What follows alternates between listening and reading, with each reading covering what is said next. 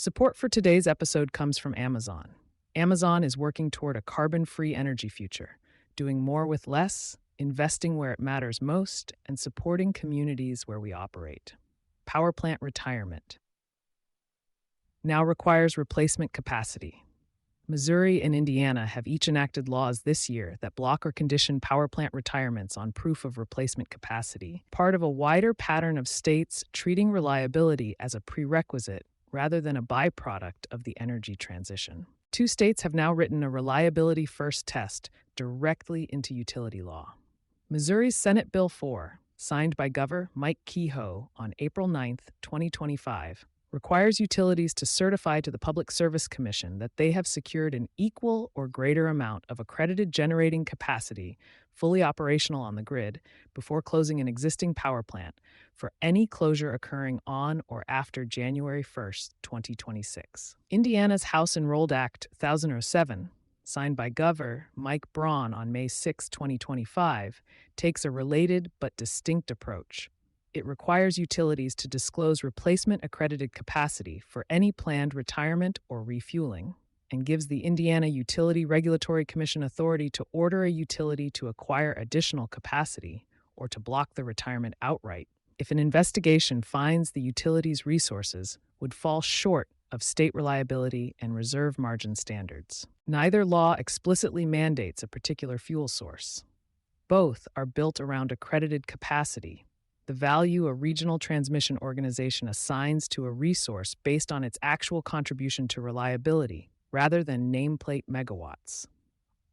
Missouri's standard is more restrictive than a simple technology-neutral replacement test, however. At least 80% of the replacement accredited capacity must come from dispatchable resources, and the law bars replacing retiring generation with the wind and solar resources defined as replacement resources elsewhere in Missouri statute.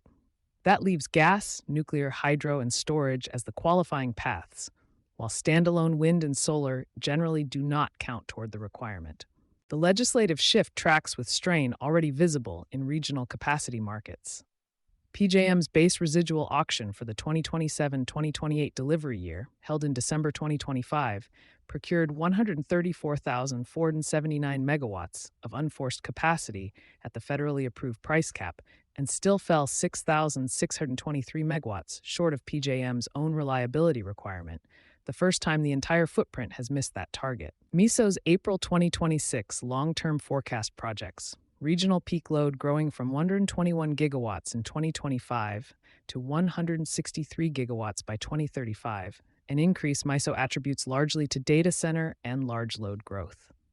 Texas lawmakers considered a related approach in 2025 with Senate Bill 388, which would have required half of new ERCOT generating capacity to come from dispatchable sources. The bill passed the Senate but did not clear the House before the session ended. For utilities and large energy buyers operating across multiple states, the emerging pattern means retirement timelines are no longer solely a function of a plant's age or a utility's own resource plan. They are increasingly subject to a state-level, accredited capacity test that can delay a closure regardless of what the utility itself had planned. Missouri and Indiana illustrate a broader shift toward embedding resource adequacy requirements directly into state utility law, a trend being watched closely by regulators and utilities facing rapid load growth. Sustainability Soundbites Energy Coverage is sponsored by Amazon. Visit the link in our show notes to learn more about Amazon's spotlight on energy. For sponsorship opportunities with Environment and Energy Leader, please reach out to a member of our team.